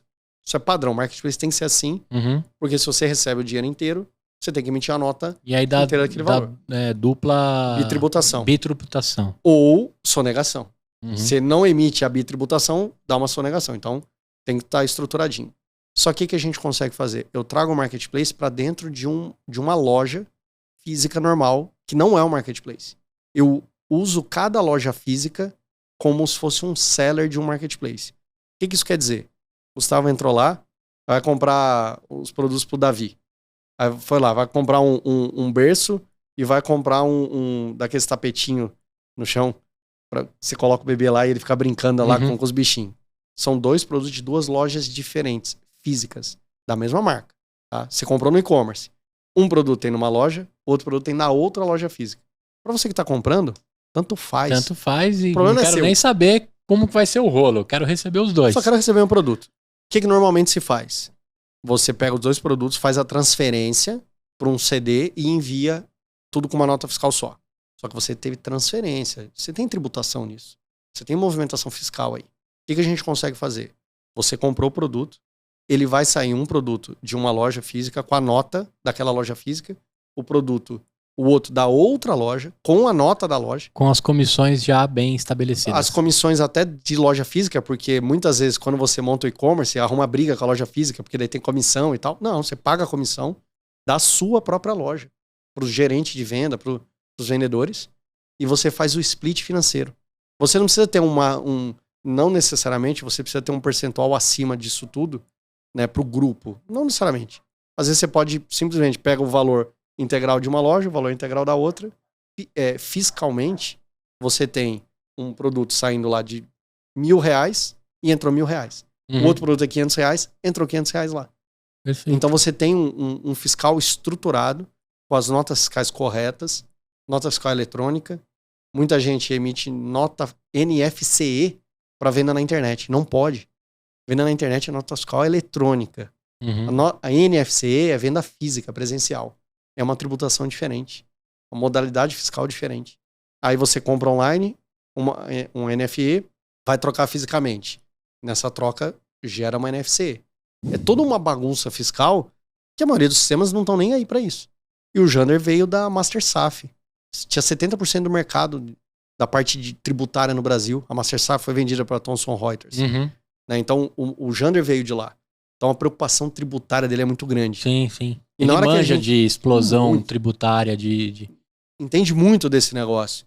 Então, ele trazendo um sistema de digitalização, a gente vindo por cima com o e-commerce, com o marketplace, na hora que junta isso, Animal. fica uma ferramenta muito poderosa. Animal. Que a gente consegue resolver a vida digital do cliente de ponta a ponta. Ah, mas aí tem... Plug and play. Plug and play. Tudo isso já funcionando. Eu falo, mas eu tenho que fazer a parte contábil lá do contador. Tem os RPs todos conectados ao OMS. O OMS não é um RP. Ele não faz a parte contábil, SPED fiscal, essas coisas que são específicas de sistemas financeiros. Então você pluga o sistema financeiro que resolve isso. Animal. E está resolvido de ponta a ponta. Então quando a gente começou a olhar essa oportunidade, lá em 2020, a gente tinha uma outra empresa querendo investir na gente, nessa época. E a gente analisou a outra empresa, era uma empresa de hospedagem. A gente falou, pô, legal, o cara tem uma base gigante, que a gente pode atender, mas, cara, não tem a sinergia que a gente tem com o Jander. É uma empresa de hospedagem famosa? Não é tão famosa. Tá bom. Não precisa contar, não, pra não ser... Tá é bom. que os caras são parceiraços. Tá bom. Mas não é tão famosa. Né? As conhecidas a gente passou e os caras olharam pra gente e falaram assim, vocês são muito pequenos. Tá bom. Isso que aconteceu. Beleza. Agora pode ser diferente, né? Parece que o jogo virou, não é mesmo? Mas aí vão ter que falar com o Jander. E aí nessa virada aí de responsabilidade, né? Então a gente tem todo um time que tá engajado para resolver isso. E o piano, que antes era, cara, precisa vender, a gente precisa vender porque tem que bater meta para cumprir, né, o contrato até, né, até o acordo. Poder receber o outro pedaço do cheque. Exatamente, tem metas para cumprir. Só que agora, vamos dizer assim, a responsabilidade do Franklin, ela é diferente. Eu não sou CEO na Nexus, o Jander é o CEO. Né? Eu fiquei como CSO, que é o Chief Strategy and M&A Officer. Então eu tenho que cuidar de estratégias e M&A, aquisições. Então um cara que... Você precisa fazer essa colcha de retalhos toda virar um ecossistema. E trazer gente para esse ecossistema. Uhum. Então a gente tá conversando com uma galera muito boa no mercado. Pô, eu sou de conteúdo, precisa comprar uma empresa de conteúdo. já vou deixar aqui meu cartão. Já vou conversar. Hashtag Jander, me compra.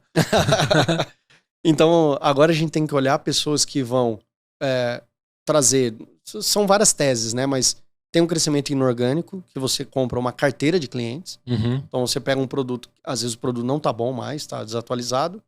Você compra a carteira.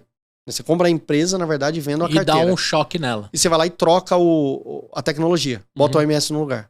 E troca todo mundo. Então, um cliente que estava com a tecnologia defasada, agora ele está super atualizado. Então, e ele volta a pagar e ser feliz. Ele vai pagando, a gente faz um modelo com ele que ele não precisa pagar mais, mas aí eu dou oportunidade de upsell para esse cara. Então, eu te entrego aqui o que você já tinha. Novo. Mas ó, agora você pode ter o PDV móvel, agora você pode ter isso, pode ter aquilo, pode ter e-commerce, tal. Eu agrego um monte de coisa para ele que ele pode crescer. Aí a gente tem empresas que têm produtos muito bons. Tem uns meninos novos que a gente tá falando agora que eles lançaram um produto. O negócio é incrível, cara. Incrível um checkout, uma estrutura, né, de tecnologia pesada. Animal. Mas não tem cliente. Porque estão começando agora. Então a gente tá conversando com os caras bem no início. Legal. Pô, vem fazer parte, porque daí eu tô trazendo time de dev, tô trazendo tecnologia, né, tô acelerando alguma coisa que eu teria que fazer em algum momento dentro de casa. Então eu trago já. E a mentalidade, vai vir várias coisas juntas. Experiência, troca de informação. Então, animal. Né, esse pessoal tá super legal. Então tem diversos caminhos agora que eu tenho pianos que eu tenho que olhar que antes não era a minha preocupação. Sim. Eu não precisava olhar para isso. A gente tinha que olhar só pro nosso negócio. Mas o arroz com o feijão já caíram cada um no seu quadrado e a galera vai dar continuidade. Vai andando, né? Tem cliente que vem, pô, mas e agora você saiu? Eu falo, não, cara, não posso sair não. O contrato tá ali, eu tô amarradinho, tranquilo. Tem o não compete ainda, tem várias coisas. Cara, relaxa. Não... E de verdade, né? Algumas pessoas têm o perfil de, eu vou vender, eu vou ficar 3 anos e depois eu vou sair. É o perfil. Cara, eu tô há 15 anos aqui. Fala, tô doido pra sair. Não, cara. Agora que é a hora de colher pra largar frutos. O osso, eu tinha largado outra hora. Eu tinha saído antes. Na hora que meu primo saiu da sala e saiu, eu vou, gente, vamos junto também. É isso aí. Não. Comigo não morreu. Né? Não. O último que sai apaga a luz, e sai correndo. Não foi o caso. Muito bom. Né? Então agora é hora de colher frutos e poder fazer muita coisa no mercado, muita coisa diferente. A gente ficou muitos anos no Magento. Né? Então agora, o que a gente está fazendo? Trabalhando muita coisa agnóstica. Então o nosso marketplace, ele não é só para Magento. Você pega qualquer tecnologia, bota por cima, multiplataforma. O OMS não é só Magento. Pelo contrário, né? O OMS nem nasceu com Magento, não tinha nada a ver. A gente é que fez a integração com o Magento. Então, é poder oferecer para o ecossistema diversos produtos. Eita. Eu entro no cliente com Magento, coloco um OMS. Eu entro com o OMS e ofereço um marketplace, mas o cara tá na VTEX. Beleza. Não tem problema. Continua lá. Tudo conversa. Problema. Então, a gente consegue ajudar mais o mercado. A gente consegue fazer parte de mais negócios, né, com menos dependência de tecnologia. Perfeito. Então, isso, cara, me motiva pra gente crescer ainda mais, né? Animal. Cara, eu queria passar o dia contigo. Eu acho que a gente conversaria muito mais. Vai falar muita coisa. Infelizmente, mesmo sendo o dono das salas, né? Mesmo sendo o dono das salas e do estúdio, eu já tô sendo expulso ali pelo próximo podcast. Mas eu não queria deixar de levar uma coisa só na minha mochila. Como é que eu bebo da sua fonte? Livro, podcast, o que for, cara. O que eu levo aí do Franklin dentro da mochila do Gustavo empreendedor e sigo minha caminhada aqui?